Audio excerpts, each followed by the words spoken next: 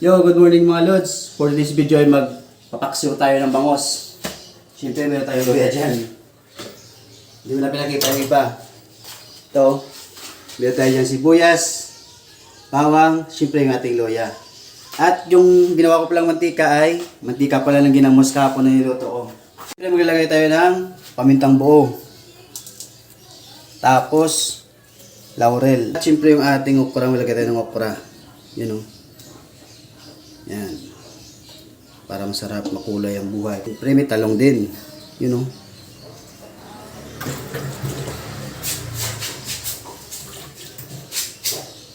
Yan.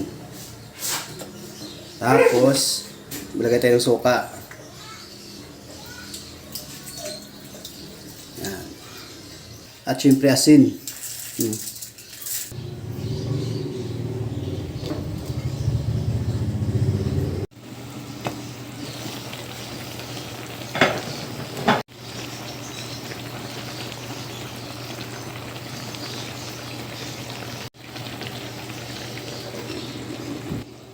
Luto na po mga lodi. Tara na at kumain.